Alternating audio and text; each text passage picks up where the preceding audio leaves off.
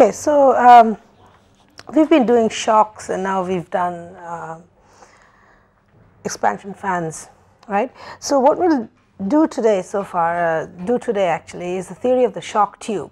Okay, now for that what we'll study is the unsteady motion of the shocks, right? What we've studied so far is standing normal shocks, or standing or say stationary oblique shocks, right? What we'll do today is what if these were not standing, if these were moving, okay? So basically unsteady motion. So let's see. Now what we've sort of studied so far is this. So you have, say, an object like that. Say this is an obstruction, right? You have flow, say, coming in at, say, some velocity, say u1. It intersects a certain, say, shock wave. So let's say this is the normal shock wave over here, right? And then it continues to flow in this region, say, as u2. Right. Now let us say actually so someone standing, say, over here, so someone standing over here is actually seeing a stationary shock wave. Now just think about this. Now say this shock wave actually was moving. This is the shock wave, right? This is actually moving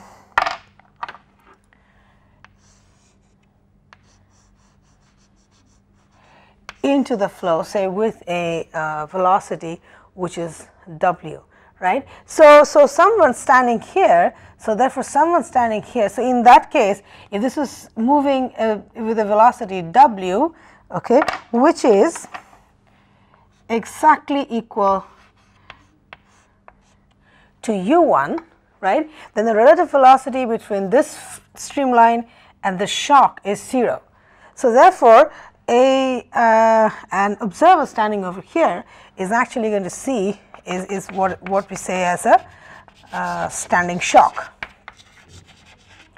right? What he's going to see is a standing shock, right? So this is what we have done so far. Now let us do something like this. Okay, now let's say that this u1 is actually 0. Okay, so let's just say that we have, so essentially this is my region 1, right, and this is region 2. So let's come here and say we have, say, a normal shock, say, like this. Okay, so this is region 1 and this is region 2 side, right, and here u1 is equal to 0 and this shock is actually moving into this region. The shock is moving into region 1 with a velocity of w, right? Now, and this region here is quiescent, right, or stagnant.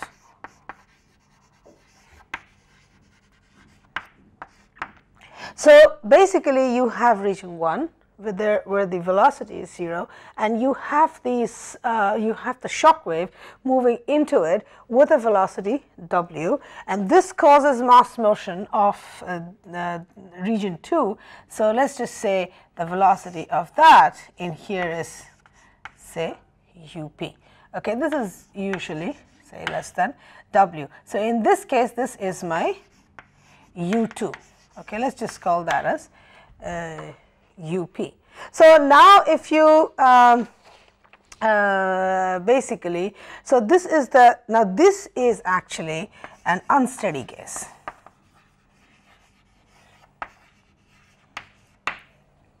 This is actually the unsteady case. Okay, so now let us try and understand this with an example problem, right, that you actually have a flow field like this. Okay, so essentially if you were to numerically do this, it would, we will see using the problem that it would probably mean just superimposing, if you superimpose this flow field, right, with a velocity w, if you superimpose this flow field with a velocity w, then what will happen is this u1 will then become w. Okay, this becomes the velocity of the shock then becomes 0. So what we see is here, and u2 actually then becomes w minus up, right? And then that becomes similar to this standing shock. In that case, it becomes very similar to the standing shock, and then we should be able to use the normal shock tables and the corresponding isentropic tables, right? Now, let us do a problem and try and understand a little more about this. Okay. So, say we have a problem here. Okay. So, let me do the diagram. Okay. So, I have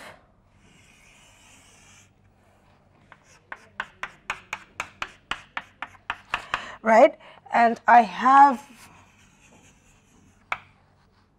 an unsteady shock like that, okay, and this is moving, okay, into the flow field, and the velocity of this shock, okay, is equal to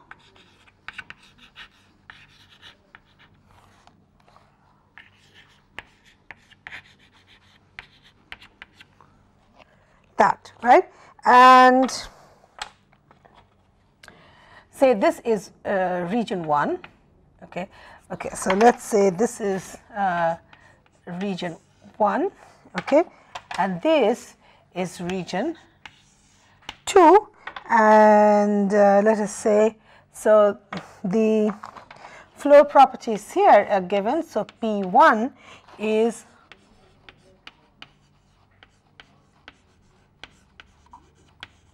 right, then the temperature is right, and the velocity is 0. Okay. So what we need to find out is that we have a quiescent region 1 into which a shock wave is propagating with a speed of 548.64 meters per second. So that will induce motion in this region 2. So what we need to find out, right? So V2 is essentially, this is V2. So this is, so say this is the case A. So this is case A, okay? This is case A. So this is, okay. So now the point is that at this here, my reference frame is somewhere over here. Okay, this is my reference frame.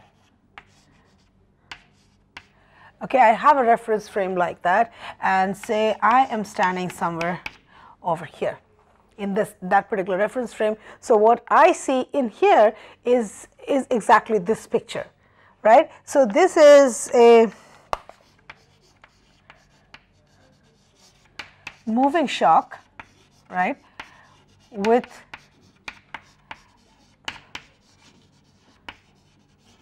the ground as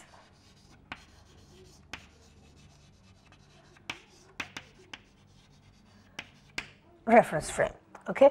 Now, how do we transform this? Like we said, how do we transform this to the steady state case? So what we'll do there, so we can do that in two ways. Now, one is we will superimpose this entire flow field, right, with a velocity Vs equal to 548.64 meters per second to the right. Okay. So in that case, so let us do that. So for the steady state case, so what we will do is we have, okay, this is case B. So what we will do, okay, so this is my region 1, okay, so I have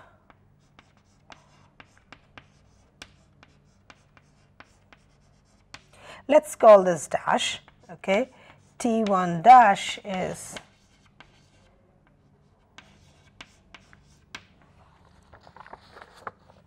that, and now V1 dash is equal to 548.64 meters per second, and in here the flow is in this direction. Flow is in this direction. The shock is not moving anymore because Vs net velocity of the shock is 0. Okay, so velocity of the shock in this case is 0. So what we now so therefore, so P2 dash T2 dash is equal to what? Now V2 dash is, of course, like we said before, so we have basically Vs minus V2, right? Or we'll just write out the value. Okay, let's just write out the value. So which is 548.64 minus V2, right? So like we said here that, you know, when the shock moves into the quiescent flow, it with a say velocity w, it induces flow in this region 2. We'll call that as UP, so U2, and this obviously the velocity of this is less than that of the shock. So when I superimpose this flow with a velocity w in the opposite direction, so therefore basically the flow will start moving in the other direction. So in this case V2 dash is this, and this is moving in this way. So now what I have over here is essentially the steady state case. So we have a flow which is coming in at velocity of 548.64 meters per second, and it is moving beyond the shock at a velocity V2 dash, okay, and we have a standing shock. Now you could also look at this in another way. What we have basically done is moved the reference frame here to here. So now we have a reference frame over here, or you can say this person, I was standing here with on the ground with respect to this reference frame. So now I'm actually riding this wave. Okay, I am actually riding on this wave and taking a look at things going on. Okay, so now basically I have moved my reference frame from here to here. So let's say that as dash. So that is essentially the difference between the in terms of calculating this. So so now let us just look at the properties. So what we need to find out is P2, T2, V2. Okay, these are the parameters that we need to find out. Let's see what we will do. So let us look at this picture over here. So what we will do here is this. So first things first, now A1 dash. So this we are going to use this table, right? We are going to look at this picture out here, which is the standing shock, right? This is the standing shock, and so let's say this is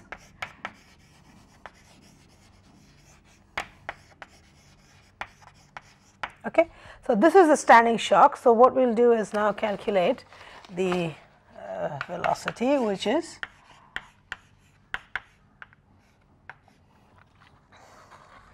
T1 dash, right? So that is around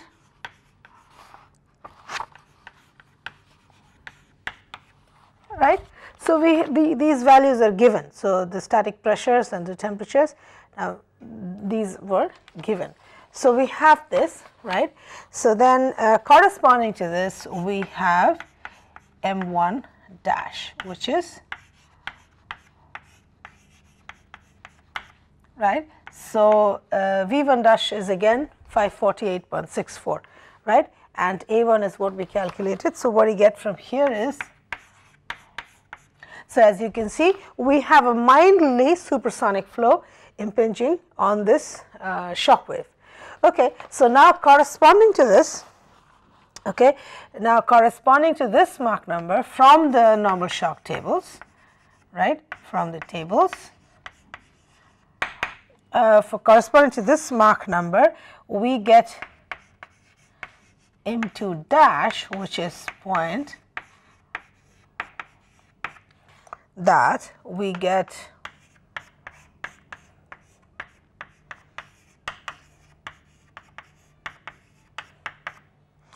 and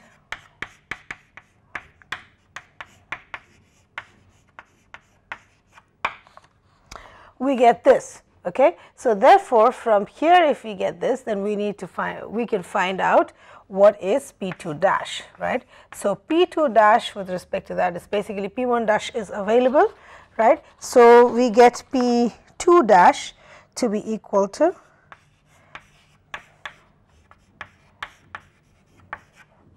right. Now, T2 dash is equal to around. Okay. So, this is what we get. Now, clearly for obvious reasons now this is the pressure and temperature, right. Now, this is equal to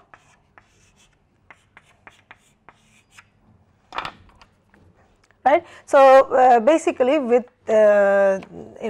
respect to the, we will basically follow the steps which we have done for normal shocks before. So, once we do this, we get the corresponding ratios, and then we get P2 dash and T2 dash, right. So, now these pressures, now P2 dash and T2 dash is the same as P2 and T2. Think about why, right. Why should these change or should these not change?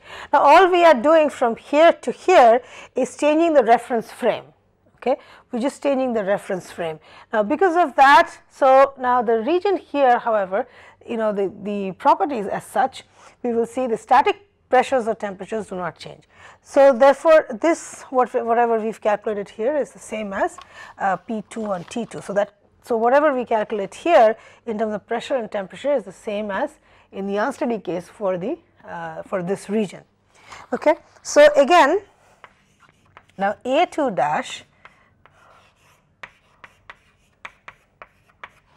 right, we get this as around 402 point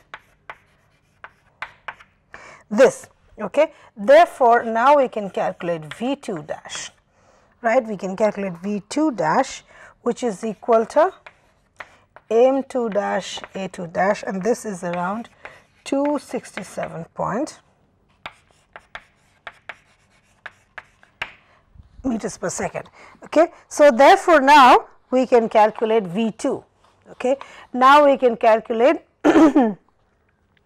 V2 from here.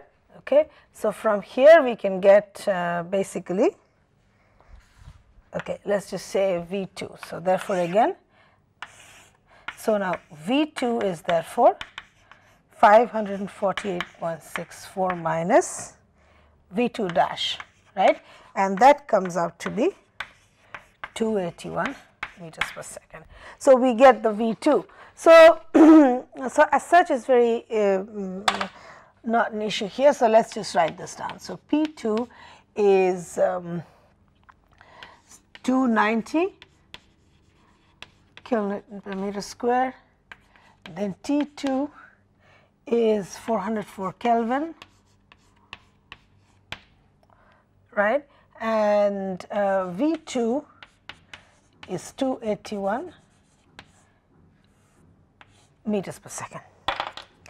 Okay. So, P2, T2 and V2. So, we are basically able to calculate this. Now, so like we see that the static temperatures and temperature and pressure is pretty much the same for the unsteady case as well as the steady case. That is what we have seen so far. Now, let us go ahead and calculate the stagnation conditions. Okay, stagnation conditions for both these cases. Let us do this and see what we get. Okay, so now say for for the unsteady case. So, for the case for the unsteady case. Okay. So, now for the unsteady case, this is quiescent, isn't it? So, therefore, I can say that this P1 is equal to the stagnant pressure as well. Okay. Similarly, this is also T01. So, this is for the unsteady case. So, therefore, for the unsteady case, P naught 1 is equal to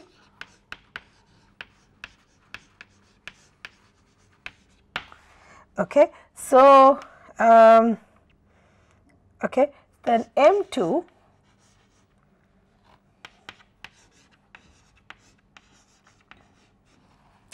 right. So, in here, so this becomes, so V2 is something we know and this is gamma R T2. So, as you can see that now we found out T2. So, T2 is known, right, V2 is also known. So, if we do that, we get a corresponding Mach number which is around 0.7, which is around 0.7, right. So, therefore, now P naught 2. So, what we are doing here is the stagnation pressure in region 1 is P naught 1. What we are trying to calculate now is the stagnation pressure in region 2. So, P naught 2 we can write as P naught 2 by P2, right, into P2. Now, what we will do is we will go to the isentropic tables and corresponding to M2 equal to 0.7 subsonic, we will calculate, we will get this value P naught 2 by P2, right, and what we get this is around 1.1387. Okay, you can check that. So, and P2 is something that we have calculated. P2 is what we already have, the static condition 290. So, this comes out to be around 402 actually.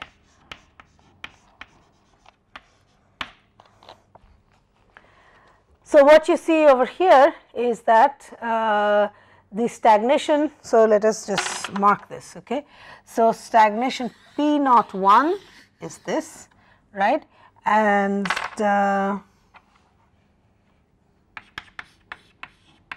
this is P naught 2.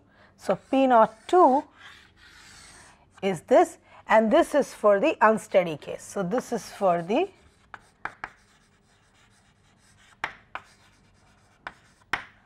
unsteady case. Now, let us go to the steady case now.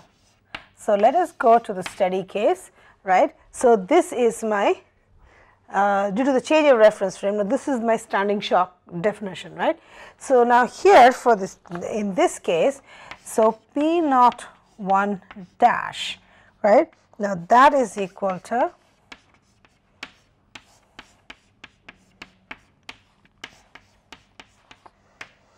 right. Okay. Now, the Mach number M1 dash, right. So, the Mach number M1 dash is what we calculated earlier. So, which is 1.61. Now, with respect, so for this Mach number, again we go to the isentropic tables, right, and we calculate these ratio. Now, this comes out to be around say 4.314, and what we get here P1 dash is known to us essentially. So, what we get around here is 437 kilonewton per meter square, right. So, essentially this is P naught 1 dash. Okay. Now, the next thing is P naught 2 dash, again similarly. So, P naught 2 dash by P2 dash into P2 dash. Again we go to the isentropic tables and M2 dash was 0.6655.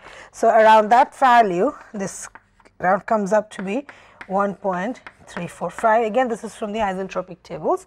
So, corresponding to M2 dash we get this ratio, and then this comes up to be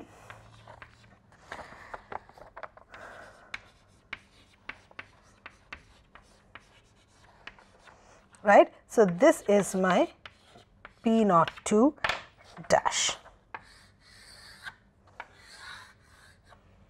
So, this is my Okay. So, now let us take a step back and see what we are getting. Okay. Now, what we will see, let us sort of write this down. So, so this is for the steady case, this is for the steady state case.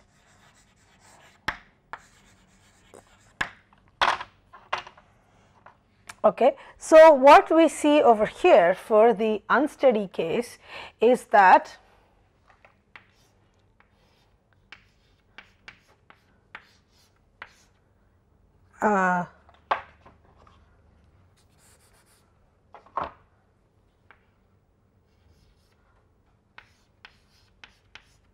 stagnation pressure behind the shock, right, is greater than the stagnation pressure in front of the shock.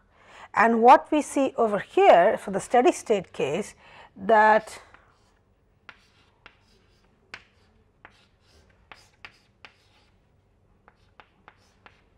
the stagnation pressure behind the shock is less than the stagnation pressure in front of the shock. Now, this is expected, isn't it? This is what we have seen before.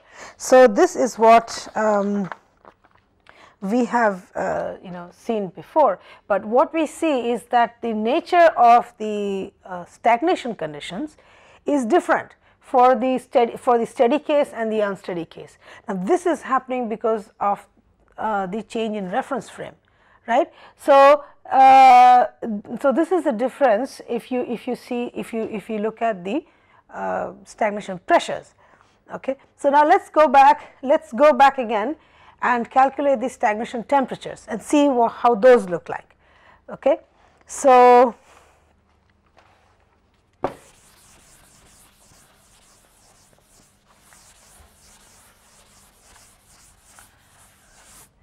again, say for the unsteady case, which is case A, right. So, if we calculate stagnation temperatures, again T01 is basically given. Okay. So, T02 is again T02 by T1 into T1. Okay, sorry, this is right. So, we get this, and again this comes out to be, so we have this here. So, this this comes up to be, this comes out to be, okay, what did we do there? So, we had a Mach number of 0.7. So, M2 is 0.7. So, for M2 is equal to 0.7, this comes out to be around 1.098. Okay. So, again we go to the isentropic tables, we have calculated the M2, just when you calculate the pressures, stagnant pressures. So, based on that, from the isentropic tables, we can get this is 1.08, and this comes out to be around 443.6 Kelvin. Okay, we get this. Now, again for the, so this is for the unsteady case, right.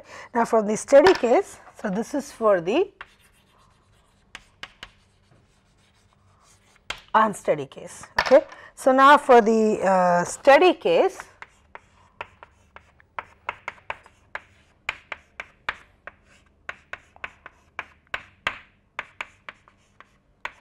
okay. So, again here, so for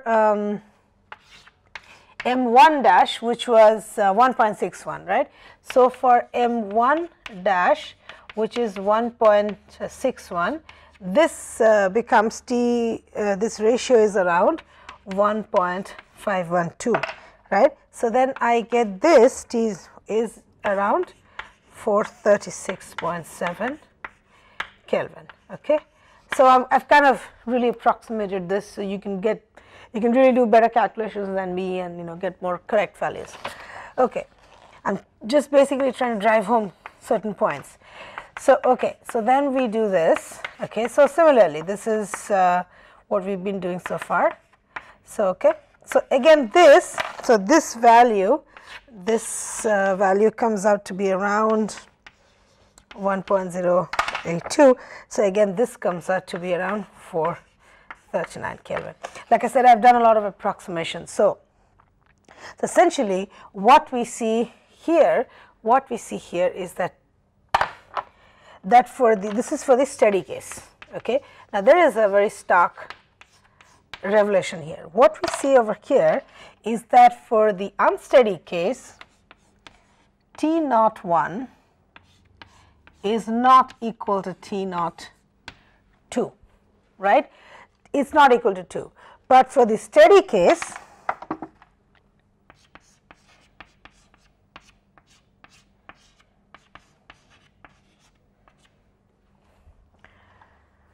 okay, so which essentially means that a total enthalpy, okay, so stagnant temperatures here, so which essentially means that the total enthalpy is not constant across an unsteady shock wave, okay, whereas for a steady case it is.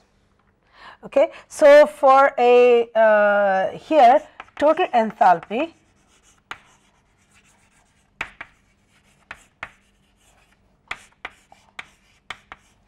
not same. Okay, total enthalpy is not same across an unsteady shock wave, whereas total enthalpy is conserved across a steady shock wave. So that is what we've seen from this example. So essentially what we see is that the static pressures and temperatures, they don't change. So we can just sort of superimpose the velocity and then look up the tables as we did for any normal shock wave. However, the stagnant pressures and temperatures, they are not same because total enthalpy is different because of this change in reference frame. Okay. So, all right, I think we'll go ahead now and into the shock tube, which is what we wanted to, which is what I wanted to start today. Okay. Now, a shock tube is actually a practical application of shock waves and expansion fans, etc. It is used widely. So, we are going to kind of briefly study the theory of that. What we saw here in this particular case, that we have a flow in a steady case, what we basically see, there is a flow coming in, right. So, you could now just think of the shock wave, which is moving exactly in the same velocity here. This is also moving velocity here. So, this is, if you put the reference frame over here with respect to this, so this becomes stationary, and this is the flow in front is moving this way with the velocity v1, and then it is moving with v2 dash. Now, there is a stark difference here though, that what we are actually seeing is that we have a quiescent flow, stagnant flow, and a shock wave is moving into it, right. That is causing the flow in this region to, there is a mass movement of the mass in here in region 2, which starts moving with a velocity v2. Now, we could do this. So, essentially what we can do, which is the shock tube, right. So, we can implement this, say, in a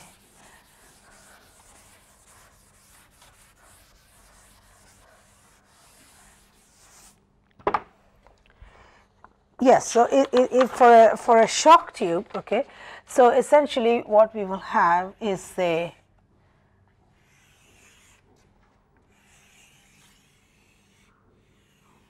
right. So, we have a tube, we have a duct, say, okay, and there are two chambers in it which are separated by a diaphragm.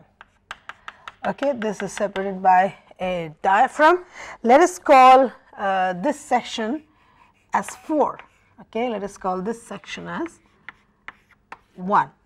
Okay, now this section, okay, has pressures of P4, T4. Okay, so essentially it could be different gases, they do not have to be the same gas. So, I put the gamma as 4. So, P1, T1, A1, and they could also have different molecular weights. So essentially it could be m is the molecular weight. Okay, so let's just say molecular weight to differentiate it from Mach number. Okay, so essentially this is a system that we have. So we have a tube. Okay, we can have the same gas or two different gases, right? And there are these two chambers here which are separated by a diaphragm. Okay, and then essentially this P4 is greater than P1. Okay, so in here P4 is greater than P1. Okay. Now, before I start this, let us go back to this problem one more time.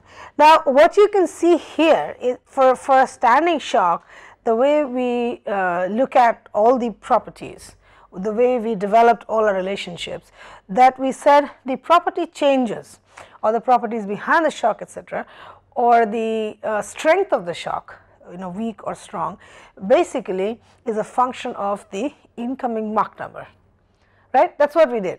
However, if I look at the unsteady case, I can't do that. I mean, this is quiescent. So there is really no Mach number property out here.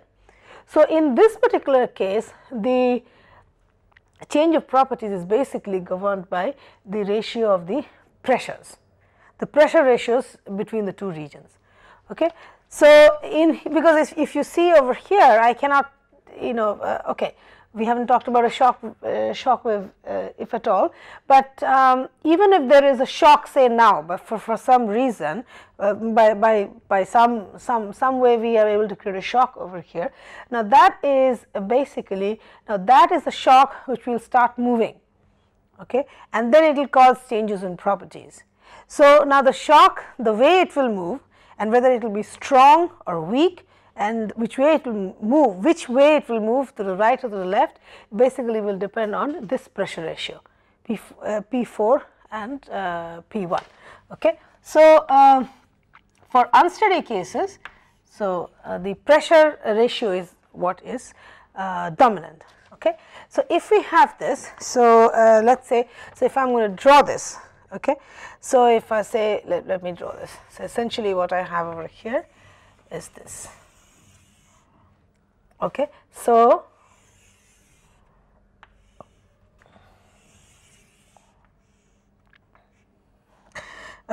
let's just say this is x, right, and this is pressure. So therefore this is P4 and this is P1. Okay, so this is it. Okay, now what we will do is we will break this diaphragm.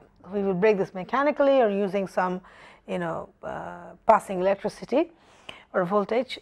So we will break this diaphragm. Then what happens? Okay, so let us come here.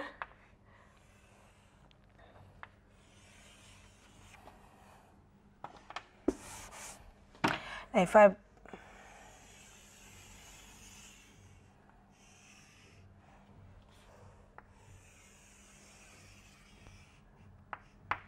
Okay, so what I have done now is I have broken this diaphragm. Okay, so what I will have in here is that there is a shock wave.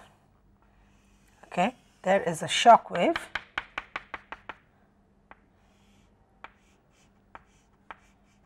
which starts moving into this quiescent flow, and I'm going to call the velocity as 2. So this is region 1. This is region 1 again, right, and I have an expansion fan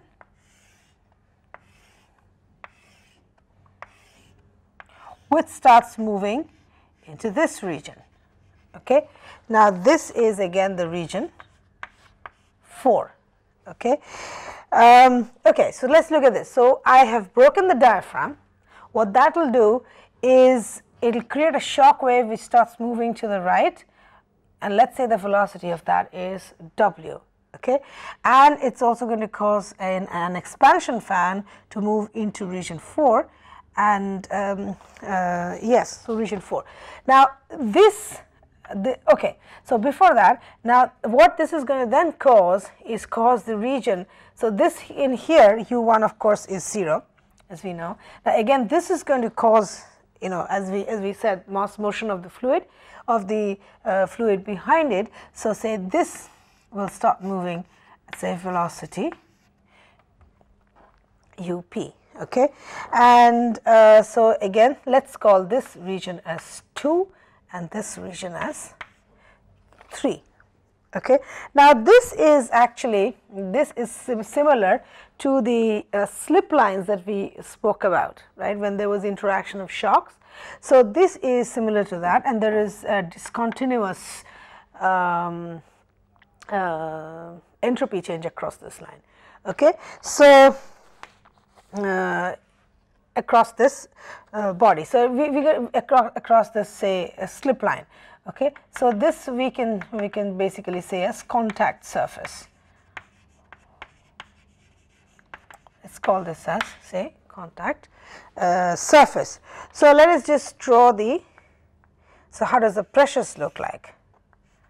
Okay.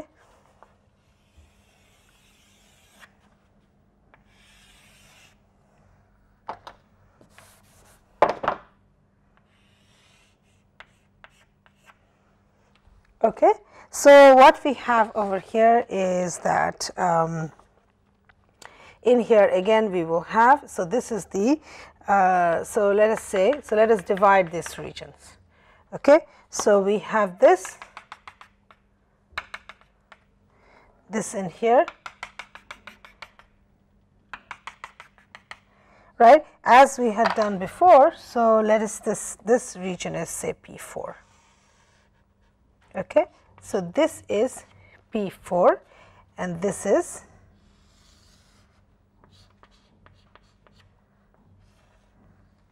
P1. Okay. So now in here, so as we had done earlier across this constant contact surface, right, the enthalpy is discontinuous, but the pressures are same. So in here, the pressures are going to be same. Okay. Now will P2 be greater than or less than P1? Let's go back here. We calculated P2 to be larger than P1. Remember this problem that we did? So this is this is for the unsteady case, and we found out that when you have an unsteady flow like this, then the pressure behind the shock is the pressure in front of the shock is actually more than that behind it. So therefore P2 is going to be larger. So therefore in here, so let's just say P2 is here in this region, right. So this is P2. Now for, okay, so just to draw this right. Okay. So let's just say this is my P2. Okay. So this is P2. Now for this region, now for this for the third region, here the pressure is the same. So let that pressure be same over here, but this is an expansion fan. Okay. So it will gradually increase the pressure up to P4. So this is basically, so at this point it is P3. So here P3 is equal to P2, and then it increases up to P4, the pressure here. Okay. So this is essentially our shock wave.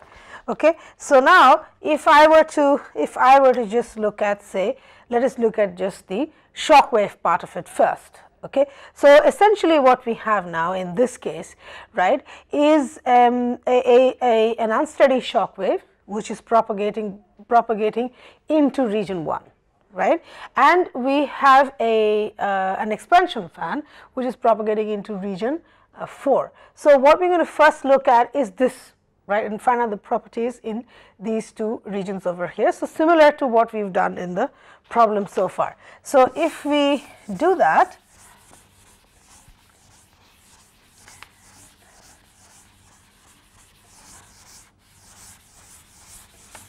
Now, the governing equations, right, the governing equations, okay, let us just for the steady state case, right.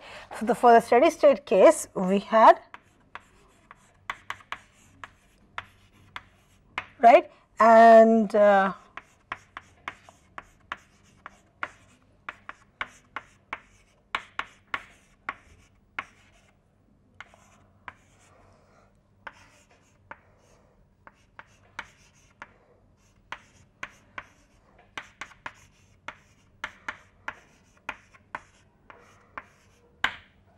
so this is the continuity, momentum and energy equations, right. Now, as we did in the problem, what we basically what we will do out here is, now these velocities u1 and u2, by this time now you understand this is basically with respect to the wave, right. This is so the reference frame is basically if you are sitting on the wave, or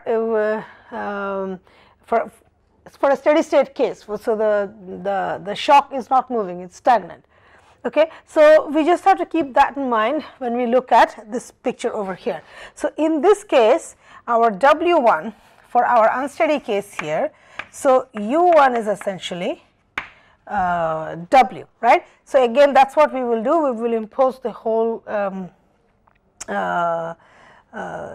impose a velocity W in exactly in this direction, right. So, that this becomes stagnant. So, our W1 then therefore becomes our U1 therefore becomes W, and U2 becomes W minus UP, right. So, if we are basically going to, now we are just going to consider the standing shock wave. So, in this case, like we did in the previous case, we will impose a velocity which is W exactly in the opposite direction. So, initially, okay, so initially this one U1 is 0. Now, when we impose the velocity, then what happens? So, if I impose a velocity like this, which is W, then U1, so new U1 is equal to W, which is in this direction, right. This new W is 0, velocity of the shock now becomes 0, and this velocity then becomes W minus UP. So, now then this is exactly similar to a standing shock. So, the velocity in front, which is U1, is W, and velocity beyond that, this is your U2 is equal to W minus UP. Okay. So, that is just a reference change, and so what we do is put these values in here. We just put these values in here, and okay, let me sort of write that down. So, what we get in terms of how the properties look like, right.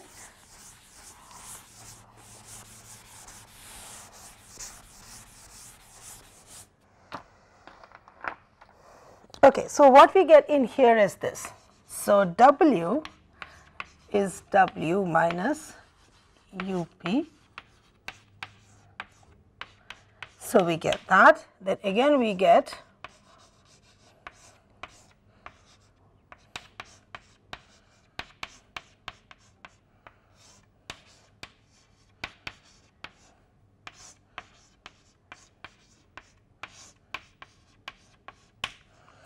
okay, then we have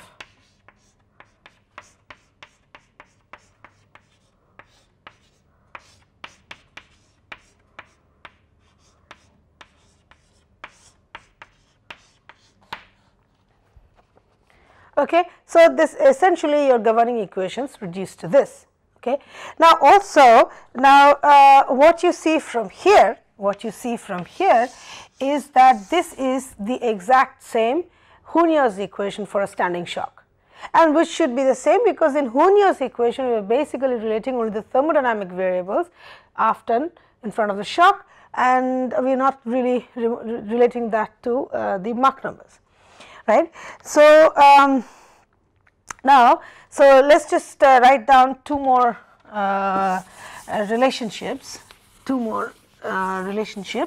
So, now for a calorically perfect gas, okay. So, for a calorically perfect gas, right, And so using that, using that into this equation, we will get these two relationships, right? We will get these two relationships.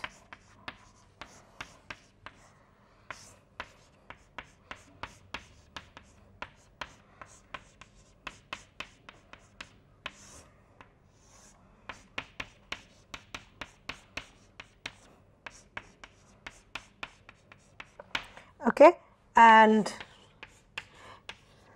so what we are basically, what you can see over here in this, the way I am writing this, that the change in properties are essentially being related to the pressure difference across the,